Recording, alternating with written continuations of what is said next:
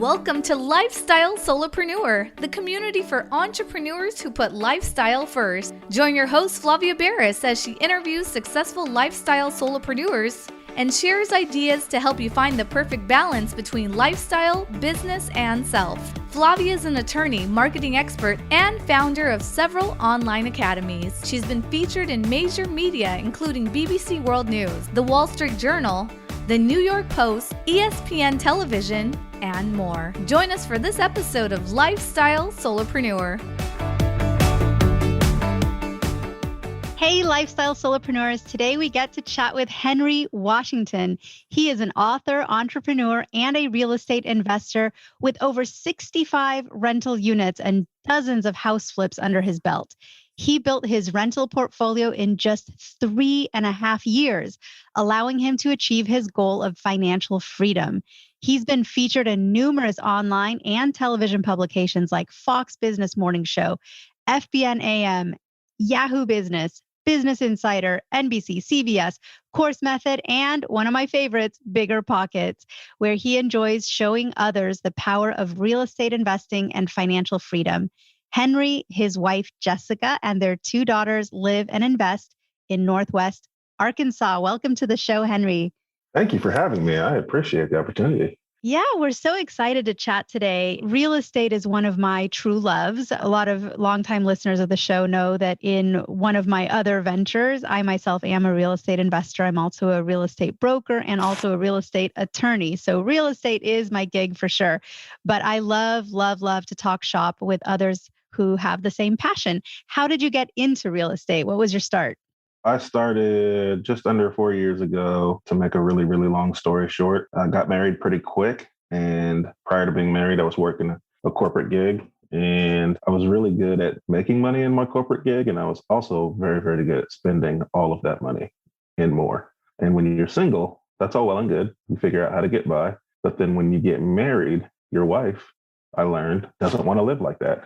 And so I had to figure out a way to learn how to manage money better and then to learn how to make more money so that I could provide my family with a life that I felt like they deserved. You know, I couldn't afford to buy us a dream home. I couldn't afford to, I couldn't really even afford to be in the house that we were living in. I wasn't even allowed to be on the mortgage of the first home that we bought together because my credit was so bad. And so kind of got a wake up call when I got married, and literally a wake up call because I had a panic attack at like 3 a.m. after we were having conversations about like what our future looks like, because I realized I couldn't afford to finance that future, and had a panic attack and started, I did what people do when you have a panic attack about money at 3 a.m. I started Googling, how can I make some extra money? And man, it's funny when you Google anything real estate related, like the first 10 search results are BiggerPockets articles. And so like, I just started reading about real estate. And then I ended up watching a TED Talk.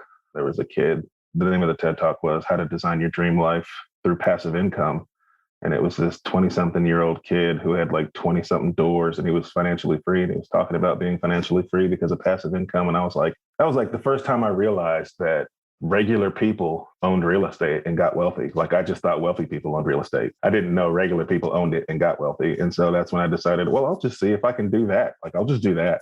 And everything I did from that point forward was something that was putting me on the path of being an investor. So I started telling people I was an investor. I started going to real estate investment meetups, networking with other investors, listening to every book, podcast, audio book, anything that I could get my hands on real estate related. I just absorbed all the content. And then I'd say about 90 days after that, I bought my first rental. And then I saw that everything I had learned was true and even more powerful than I realized. And so we decided to scale immediately, and we just went crazy in the first 2 years. Amazing story. So tell us about that first investment, that first rental that you invested in. Was it a single family home? Was it a condo? What was it? And was there anything that surprised you about that process? Yes.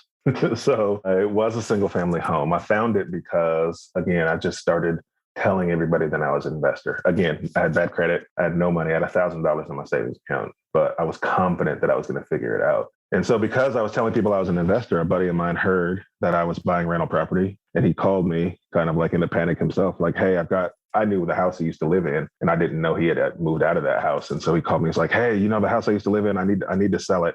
I've been living over here at XYZ place, and I've been letting somebody live there just to cover the mortgage. They were supposed to be getting their stuff together so they could buy it, and they can't get their stuff together, and I need to sell it in the next 30 days because I have to buy this property from this church. And so can you help me out? He was like, look, this is what I need to make. So if I sell it to you for this amount, I don't care what it's worth. I just need this much money. And I was like, yeah, I'll buy it. And because I ran the numbers and it was a good deal. And then I just told him I'd buy it. I signed a contract. I didn't really know how to do that, but I found a contract and we agreed to buy it. And then I had 30 days to figure out how to come up with $19,000. I needed 20,000 total. I had one. I needed 19 in 30 days. And so because I was also networking with other investors, I had this network of people that I could bounce questions off of who had been in situations similar. And so somebody gave me the idea of being able to leverage a 401k. And I was like, well, I don't want to take money out of a 401k. You got to pay all these penalties and fees. And they were like, no, you can borrow against it. And when you borrow against your 401k, you don't pay any penalties and fees. You just have to make monthly payments back with interest, but it's your money. So you get the interest, and the company that you have the 401k with, they take the payments automatically out of your paycheck, and it's pre-tax. So it'll reduce your taxable income. So that'll help a little bit with taxes. Like, really? Like, that's a thing?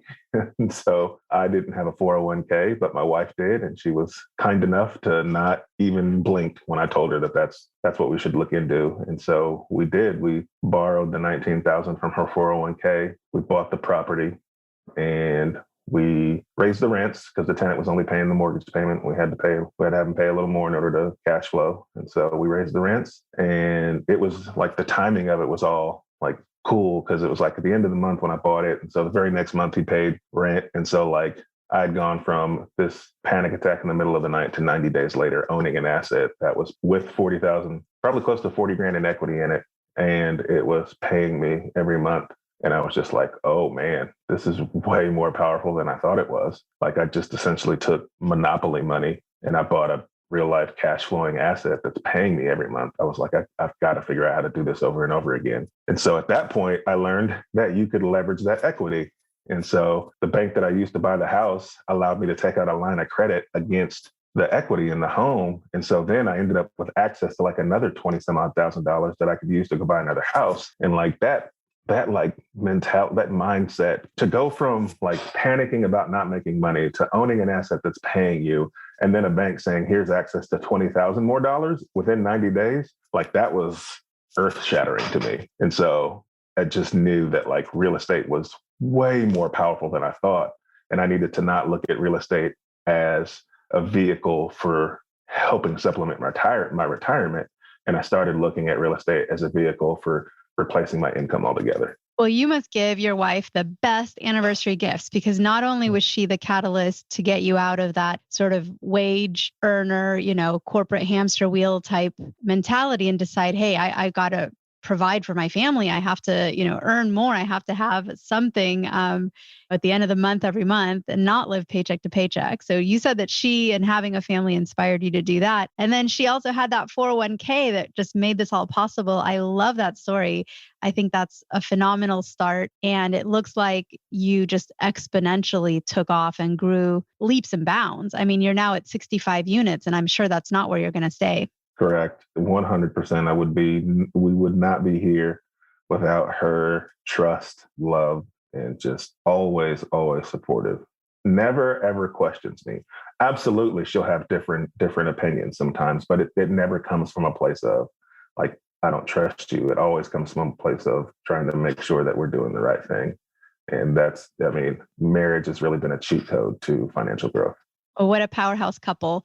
So tell me a little bit about what you do now day to day. What does your work life look like? Are you 100% real estate investor or have you ventured off into other related fields? Yeah, so I've kind of split off into a related field. And so what happened was as we were accumulating doors, like the cash flow was increasing.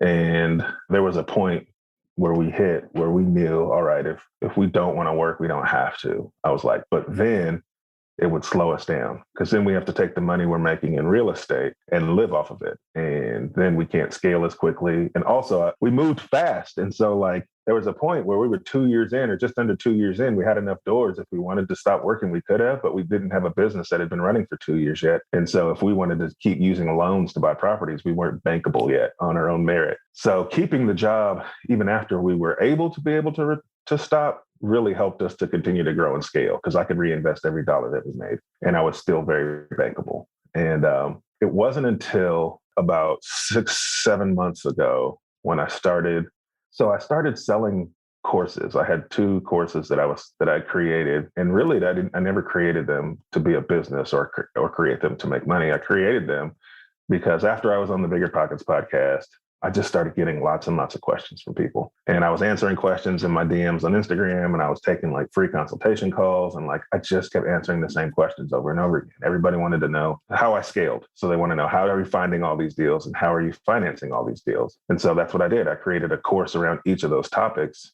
so that when somebody asked those questions or when somebody wanted to talk about those things, I could just point them to those courses. I made them very, very low ticket, like between $20 and $40, and just say, hey, run through this course. It should answer all your questions. If you have questions after that, then reach out to me and I'd be happy to talk to you. Because I just had to find a way to like scale back on spending so much time on the phone and talking to people. And the volume of courses that I was selling just kind of went crazy. And I was like, wait a minute, this isn't just a thing I can use to like save my time. This is a thing that I can use to create a business around. And so that's kind of launched me into this whole digital product and coaching business. And so now I have a series of courses and a series of coaching and mentorship programs that I use to help people grow and scale their real estate business, and it generates income for me. And so once those income streams reached what I was making in my day job, then I transitioned out of my day job. That's fantastic. And I'm a huge fan of telling people, look, one way that you can earn additional income, it's not 100% passive. There's a lot of kind of time invested at the upfront, at the beginning, but teaching what you know is a phenomenal way to earn additional income. And it's something people can do even if they have a full-time job. Everyone can find a weekend, to put together some of your knowledge into an online course, and people will pay you just like they would take you out to dinner, take you out to lunch to pick your brain. People would pay you to learn what you know, especially if it's something that's very unique or niche, or, your story just aligns with where they are. And so they want you as a mentor as opposed to the other guy or gal. And I'm a huge proponent of this. In fact, I myself have also launched several successful online academies. My favorite technology and software to do that with is called Kajabi. There's so many out there, but my personal favorite is Kajabi. I'm a Kajabi affiliate. So if anybody wants to launch online, you feel free to go to kfreetrial.com and you can get a free trial of Kajabi. But what do you use? Because there's quite a few out there. There's Teachable. You can even go onto Udemy and put up a site. What do you like to use? I was originally on Gumroad. I still am on Gumroad, where some of my courses are, but I am transitioning everything into ClickFunnels. Fabulous. ClickFunnels is great. There's, and you mentioned Gumroad. It's Gumroad, Gumroad, like a piece of chewing gum, Gumroad. That one is very popular and well-known as well. And I mentioned some of the others, Teachable and so forth. But yes, really, and people get really hung up on like, what software, what technology, what do I do? What should I use? And in the end, just build it. Pick one and build it. You can always transfer your content over to it. You can even have your course hosted on different platforms simultaneously in parallel. So don't get hung up on which one to choose. Just choose, go, film some videos, teach something. You can give it away to a few beta testers for free to get their feedback if you want some testimonials that you can use when it's time to sell the course. And also to fine tune and tweak your course. Getting friends and family to take the class and give you their feedback is invaluable. But get started. It's a great way to supplement whatever else you're doing and working on, just like Henry did, just like I did. 100%. I think a lot of people get hung up on the imposter syndrome and feeling like, well, nobody wants to hear what I have to say. Nobody wants to pay for the things that are in my head. And I tell people a couple of things around that, and that it's, yes, they do.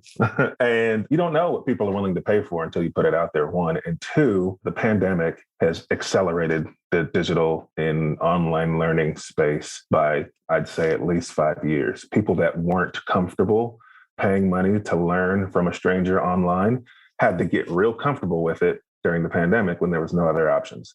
And so there are way more customers out there now because more people got comfortable with the idea of the online education space. So if you've got a digital product, your customer base has just increased drastically. So you need to put something out there. And if you really, really, really want to test the waters, you could do a pre-sale strategy. So even before you do a course, if you have an idea for a course, you can put a pre-sale for your course out on one of these platforms, and people can start to buy your course. They don't get it until the release day. So if you put something out there to test the waters to see who would really pay for this, and you start getting pre-sales, well, then you know you need to go create that course. That's a fabulous strategy, and also helps cure procrastination, because you can't procrastinate when you've had 20 people sign up for a class that starts in a week. You've got to get down to it. Yeah. Make your PowerPoints and organize your notes and your thoughts. And most people have a lot of knowledge they don't even realize they have. I mean, truly ask yourself, how many times has someone said to you, oh, can I pick your brain? Or can I get your advice? Or hey, how did you do that? Walk me through how you did that. I want to build an accessory dwelling unit on my property. How did you do it? And so a lot of this knowledge that we've collected just in our life experience is very, very valuable to other people. And it's phenomenal. It's one of my favorite, other than real estate. It seems like we have a lot in common, because I love real estate and I love online teaching. I think both are just phenomenal ways to diversify any portfolio. No matter what you're doing, you can always add real estate and also some sort of online commerce into your mix. And I don't think you can really go wrong as long as you have some mentorship and guidance, particularly in real estate, because that's where a lot of people can get burned. What would you say to folks who are like, I want to follow in Henry's footsteps. I want to start buying real estate. I've got that 20,000 that I could leverage or borrow against or work with. What should they do so they don't get burned or make any big mistakes that you can't recover from? Yeah, I like to tell people real estate is amazing in the sense that there is so many different avenues to get started in real estate. Whether you have money or don't have money, there's a strategy for you, right? And that's cool, but also extremely overwhelming when you're brand new, because how do you know where to start? So what I tell people is like, you have to filter out the noise if you want to get started investing in real estate. So if you work backwards, if you work from disposition, right? So disposition is where you make the money, right? Either you're renting a place out, or you're going to sell a place like you flipped it for a profit, or you're going to do like a wholesale where you're signing a contract, or you're going to do like a wholesale where you just buy a property and then sell it for more on the market. All four of those disposition strategies have one common denominator. And that common denominator is if you don't buy a good deal, you can't use any of those strategies. So if you're new, the two things you should be focusing on, the only two things you should focus on, are learning what a good deal looks like in your market, because every market is different. So the price points you're going to buy at are different. The rents are going to be different. The exit points are going to be different. So you need to learn, in my market, what does a good deal look like in the neighborhoods or zip codes or areas that I want to buy in? And the way you do that, where you learn those things, is you network, get into local real estate. Any place a local real estate investor would be, you need to be. So if that's at a real estate investment meeting, if that's in a meetup group online, if that's in a Facebook group, wherever investors in your area are networking or talking, you need to be in those rooms. And then just strike up conversations. Just go ask. You'll know who the successful investors are in the room. They stand out. They talk about it. Go ask them, what'd your last deal look like? What'd you buy it for? What'd you sell it for? Investors love talking about real estate. I mean, you and I have already sat here and said that, like, we love talking real estate.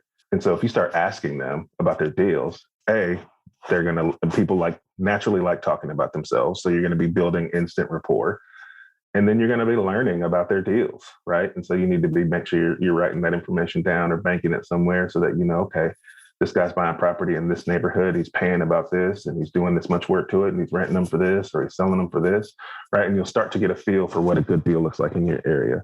The other thing I would tell you to focus on is once you know what a good deal looks like, then you need to figure out how you're going to find those good deals. So some people live in a market where you can call a real estate agent and go on the MLS on the open market and you can pay retail for something and it cash flows. That's great. That doesn't work in a lot of markets though. And so if you can't do that, then you need to figure out, do I need to send direct mail? Do I need to do cold calling? Do I need to do door knocking? Like pick one strategy for finding deals and then start to implement it until you get a deal. That's it. Then once you get a deal under contract, everything else you'll be so motivated to figure out. You'll be able to go figure out how you're going to get the money to finance it. You'll figure out who's going to work on it and rehab it. You'll figure out what bank you're going to use or what private money or hard money lender you're going to use. You'll figure out who your title company will be. Like all of those things will come easier to you once you have a deal under contract. And truly, none of those other things matter until you have a deal. It doesn't matter who's going to finance your deal if you never find one, right? So I would just tell you to focus on those things and everything else you'll be so motivated to figure out. And how do you stay just sane and balanced and find time to be with Jessica and your kids and to not let work become your entire life? Because I know there's a lot of demands on your time. How do you do this? A phenomenal question. I guess I can let you know when I figure it out. I saw a meme the other day that said I quit my full-time job to have a 24-hour job as an entrepreneur. And there's so much truth to that. And I had to learn really, like that first week of leaving my day job, I think I just worked so much. And I quickly realized that like, I've got to create some boundaries. And that was my first, that's the realization I had that like a day job kind of gives you automatic boundaries, right? You don't even think about it. They just tell you what time you're supposed to go to work. You know what time you're supposed to leave, right? Like, so you have these boundaries created for you. And it's just like this subconscious thing that you follow. And then when you don't have that, like I didn't realize I quickly needed to put those boundaries up. And so communication has been really, really key for my wife and I and us understanding, like we just had to have conversations around like, okay, I would like to have a start work time and a start end time, but sometimes you're going to go a little before or a little after, right? And just understanding like when you break those rules and being on the same page about that, or what rules are your non-breakables, like what are your non-negotiables? And I think you just have to have that open communication. And then I learned with my real estate side of the business, I kind of learned early on that I needed to put processes and systems in place to take care of things that I didn't have time to take care of because I was doing real estate at the same time I had a full-time job and I couldn't give real estate my full focus because I had a full-time job. And so it forced me to think through how to still get the tasks accomplished without having all of my time on them. And so I then had to take some of those thought processes and put them into place for myself once I went full-time, because the assumption is like, yeah, whatever, I'm full-time now, so I'll just figure it out. But if you're not strategic about like what you're going to spend your time on and what you're not going to spend your time on and creating systems and processes to take care of those things, then you'll just be working in your business all the time. So I kind of took some lessons from myself on how I built my rental property business and have implemented into my teaching and coaching business. Yeah, I'm sure it's constantly a work in progress, right? Because our priorities shift, the demands on our time shift, our years have seasons. And I don't mean just the weather. I mean, we have busy times, less busy times. It's tough to balance it all out. So I have a question for you because we've gone through a really rocky year with COVID, everything that's been going on. Very recently, there's been some legislative sort of announcements on eviction moratorium laws. So these are laws that prevent landlords from evicting, or in some cases, I know of one city that actually said right now, even if your tenant is caught up on rent and you, the owner, just want to move into the rental, you can't give a notice of termination. We're not allowing terminations, even for just cause or ordinary reasons, and absolutely none for non-payment of rent as well. What, in the circles that you hang out with all the investors and in the real estate world, what do you think about all that that's gone down the last year and a half? I can really only speak from the experience that I have. And I am a huge proponent of, if you're going to be a successful investor of real estate or a buy and hold investor, you've got to have a good, strong tenant selection process. And that has nothing to do with social or economic climate. That's just what you need in order to be a successful investor. I buy a lot of property under market value because there was a landlord who wasn't doing a good job, right? And they got in over their heads.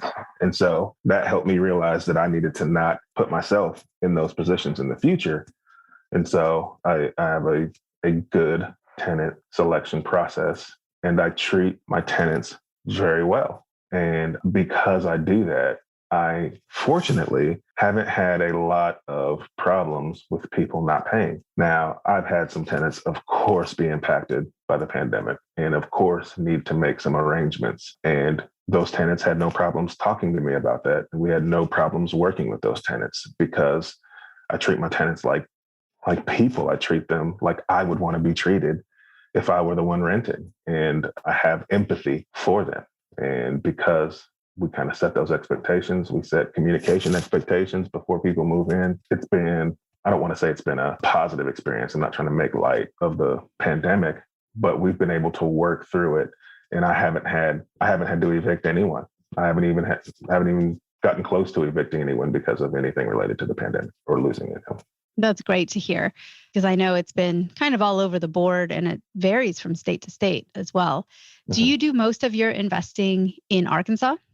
Yes, ma'am. Have you considered expanding outside of your geographic area? Or are you a proponent of investing locally so that you are, within driving distance of your properties? Because I know a lot of people say, I have properties that I'd have to take 2 flights to get to, and I'm comfortable with that, and they're under full management. And others are like, no, I want to be able to drive to my property within 45 minutes so that I know that it's there. I can keep a handle on it. I can do drive-bys once in a while and keep an eye on my investment. What's your thinking on all that? Yes, I only invest locally, but I'm not a proponent for investing. I think that some people have to. There's some people live in markets that it's just very, very expensive to invest where they are. And I typically find that if you, within an hour or two's drive, you can typically find somewhere that's a little less expensive to be able to start investing. And so I am okay. And I know, like, now with technology and with turnkey rental companies, like, there's so many ways to invest in places where you don't live. Like, I think it's absolutely a strategy that people can and should look into if the situation calls for it. I just happen to live in a very, very unique, amazing real estate market. And so I just don't have a reason to look into those things because my market is phenomenal. If it wasn't, I would absolutely look into those things. Well, there's a lot of people in places like California, New York, some other just really where the fundamentals and the rent rates versus the purchase prices just don't work. And so for a lot of real estate investors, it's not really a choice. It's you have to go where the deals are. But you're right. I mean, Arkansas, great market. And it makes sense that you would just stick close to home for your own investment strategy. I think that makes absolute sense. And so how do people reach out to you, Henry, if they want to know more, learn more, connect with you? What is the best place for them to go so that they can make that connection? Absolutely. You can find me on Instagram. I'm at the Henry Washington on Instagram. And you can go to my website, www.henrywashington.com, and you can get a free copy of my book where I'm teaching people how I'm financing my deals with So I essentially use bank money to finance all my deals. So I'm very little to low money out of my own pocket to kind of help grow my portfolio. And you can get a copy of that for free at henrywashington.com. Thank you. So everyone go to henrywashington.com or connect with him on Instagram so you can learn more and follow his career and get more mentorship and advice through those channels. Henry, it has been such a pleasure to chat with you about one of my favorite topics today, and hope to have you back on the show someday soon. I would love to. Thank you so much. It's been so fun. Guess what, lifestyle solopreneurs? If you don't yet have an online business earning you enough passive income to live the life of your dreams, I'd like to suggest you consider trying out Kajabi. Kajabi is an all-in-one solution where you can create and teach online courses, publish a paid newsletter, launch a free or paid podcast, process payments, build one-on-one coaching portals for your clients, and much, much more. I personally use Kajabi to power numerous successful and profitable online businesses. Lifestyle solopreneurs, there's a free trial of Kajabi waiting for you at this link, www.kfreetrial.com. You can try Kajabi for free, no obligation, by going to www.kfreetrial.com Again, kfreetrial.com, and that K stands for Kajabi. Starting an online business helped me break free from that corporate grind, and I hope it does the same for you. You have nothing to lose and absolutely everything to gain. Thanks so much for tuning in today. Don't forget to subscribe to the show, and see you next time.